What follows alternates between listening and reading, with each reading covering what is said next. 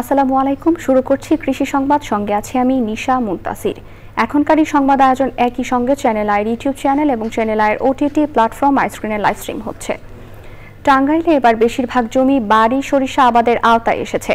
ভোজ্য তেলের আমদানি নির্ভরতা কমাতে বাংলাদেশ কৃষি গবেষণা ইনস্টিটিউট এই পদক্ষেপ নিয়েছেন। পরিকল্পিতভাবে অনাবাদি জমিতে তেল জাতীয় ফসল আবাদ করা গেলে ভোজ্য তেলের ঘাটতি অনেকটাই কমবে বলে মনে করছেন সংশ্লিষ্টরা। বিস্তারিত মুসলিম উদ্দিন আহমেদের রিপোর্ট। দেশে প্রায় ৮৮% ভোজ্য তেল আমদানি করা হয়। আমদানি নির্ভরতা কমাতে বাংলাদেশ কৃষি গবেষণা ইনস্টিটিউট নিচু ও পরিত্যক্ত জমিগুলো আবাদের আওতায় আনার উদ্যোগ নিয়েছে। টাঙ্গাইলে এবার যেসব জমিতে বর্ষার পানি নিষ্কাশন হতে বেশি সময় লেগেছে, সেসব জমি সরিষা আবাদের আওতায় আনা হয়েছে। বাড়ি সরিষা আবাদে দেশি সরিষার চেয়ে দ্বিগুণের বেশি উৎপাদন হয় সন্তুষ্ট কৃষক। আর এটার তেলও প্রচুর। আমি সেদিনও বাঙ্গাইছি 10 কেজিতে 4 লিটার 250 গ্রাম তেল পড়ছে। এই বীজটা আমরা বপন করার কারণে গত বছর থেকে এই বছর 2 বছর যাবত আমরা এগুলা চাষাবাদ করতেছি। তো পূর্বের তুলনায় এরা লাভজনক। স্থানীয় পর্যায়ে সরিষার আবাদ জনপ্রিয় করে তুলতে নানা উদ্যোগ নেওয়া হয়েছে। এই জাতটা চাষ করলে কৃষক সহজেই বড় করতে পারবে এবং মধ্যম উঁচু জমিতে 3টা ফসল সহজেই তারা হারভেস্ট করতে পারবে। অনাবাদি জমিগুলো আবাদের আওতায় আনা গেলে 50% আমদানি নির্ভরতা কমে আসবে বলে মনে করেন সংশ্লিষ্টরা। একটা স্টাডিতে দেখেছি যে বাড়ি চোদ্দের কভারেজটা প্রায় 54%।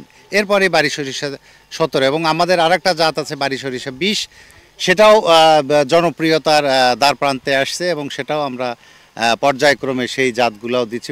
জানেন যে কৃষি গবেষণা ধারাবাহিকভাবেই গবেষণা করে থাকে। দুইটা ধানের মাঝখানে তাদের যে 80 থেকে 85 দিন তারা ফ্রি পায়, এই জায়গাটা আমরা এই স্বল্প মেয়াদী জাতগুলো ঢোকানোর চেষ্টা করতেছি। এবং এই স্বল্প মেয়াদী জাতগুলো যদি আমরা বললাম যে 20 থেকে 22 লক্ষ হেক্টর জমি, যদি আমরা এই জায়গাগুলো আমরা যদি এই বাড়ি সরিষা 14 বা বাড়ি সরিষা 20-এর চাষাবাদ আওতাভুক্ত আনতে পারি, তাহলে আমাদের কিন্তু প্রায় 50% আমরা যে এডিবল অয়েল অর্থাৎ ভোজ্য তেলের যে ব্যবহার আমদানি সেটা কিন্তু কমায় ফেলতে পারবো। চলতি মৌসুমে জেলায় প্রায় 81,000 হেক্টর জমিতে সরিষার আবাদ হয়েছে। টাঙ্গাইল থেকে মুসলিম উদ্দিন আহমেদ, চ্যানেল আই। ময়মনসিংহে কৃষি জমিতে বিভিন্ন ফসল উৎপাদনে বাড়ছে রাসায়নিক সার ও কীটনাশকের ব্যবহার। মাত্রাতিরিক্ত ব্যবহারে বাড়ছে স্বাস্থ্যের ঝুঁকি। শেখ মহিউদ্দিন আহমেদের তথ্য ভিডিওচিত্রে আল মুকসিদের রিপোর্ট।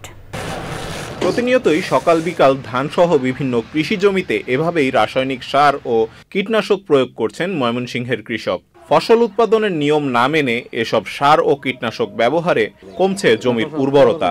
রাসায়নিক সার ও কীটনাশক ব্যবহারের ফলে নষ্ট হচ্ছে ফসল, প্রভাব পড়ছে জলজ প্রাণীর উপরেও। ফসল চাষ করার জন্য আমরা রাসায়নিক সার ব্যবহার করি আর কীটনাশক ব্যবহার করি। পোকা ধরে দেখে সকাল বিকাল ওষুধ দেই। আজকে দিলাম বিকেলে, আসরের পরে আমি স্প্রে করি। এটা 7 দিন পর পর স্প্রে করতে হয়। জৈবিক সার ব্যবহার করলে জমির কোনো ক্ষতি হয় না, ফসলও ভালো হয়, পরিবেশের কোনো ক্ষয়ক্ষতি হয় না। শাকসবজিতে রাসায়নিক সার ও কীটনাশক ব্যবহারের ফলে তা মানবদেহে গিয়ে বিভিন্ন রোগের সৃষ্টি করছে বলে জানান চিকিৎসক। কীটনাশকযুক্ত যদি শাকসবজিগুলো অনেক দিন ধরে ব্যবহার করা হয়, তাহলে এগুলো কিডনিতে সমস্যা করতে পারে, কারণ আমাদের যত সব টক্সিন রয়েছে এগুলো কিডনি দিয়ে ফিল্টার হয়। সেজন্য দিন যত যাবে তো দীর্ঘমেয়াদী ব্যবহার করলে কিডনিতে অনেক মারাত্মক প্রভাব ফেলতে পারে। রাসায়নিক সার ও কীটনাশক ব্যবহারের কথা স্বীকার করে কৃষি বিভাগ বলছে, পরিবেশের ক্ষতি ও উপকারী পোকাও নষ্ট হচ্ছে এতে। কৃষকদেরকে যেটা আমরা সবসময় পরামর্শ দিয়ে থাকি সেটা হচ্ছে যে আমরা যদি বিভিন্ন ধরনের আমাদের জৈব বালাইনাশক আছে, যেমন ট্রাইকোডার্মা, নিম তেল বা বিভিন্ন ধরনের ফাঁদ যেমন হলুদ ফাঁদ, এগুলো যদি আমরা ব্যবহার করতে পারি তাহলে আমাদের পরিবেশ ভালো থাকবে এবং আমরা নিরাপদ ফসল উৎপাদন করতে পারবো। ময়মনসিংহে নিরাপদ ও বিষমুক্ত ফসল উৎপাদন সহজলভ্য হবে, এমনটাই প্রত্যাশা কৃষি সংশ্লিষ্টদের। আল মুকসিদ, চ্যানেল আই।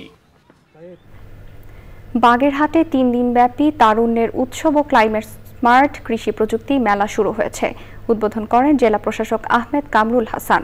মেলায় মোট 16টি স্টলে জৈব কৃষি, মাটির স্বাস্থ্য রক্ষা, কৃষি পণ্য প্রদর্শন, ক্লাইমেট কৃষি প্রযুক্তিতে টাওয়ার ও বস্তা পদ্ধতির ব্যবহার, উন্নত বীজ, ভার্মি কম্পোস্ট সার তৈরি, কৃষি রোগ বালাইনাশক ব্যবহার পদ্ধতি ও কৃষি যন্ত্রপাতি প্রদর্শন করা হচ্ছে।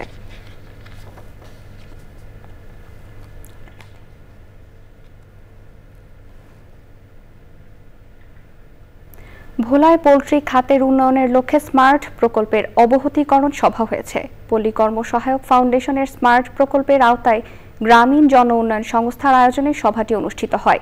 অনুষ্ঠানে প্রধান অতিথি ছিলেন ভোলা জেলা প্রাণী সম্পদ কর্মকর্তা মোহাম্মদ রফিকুল ইসলাম খান। সভায় প্রকল্পভুক্ত এলাকার পোল্ট্রি উদ্যোক্তা, ডিলার, বিভিন্ন স্টেক হোল্ডার এবং স্মার্ট প্রকল্পের কর্মকর্তারা অংশগ্রহণ করেন।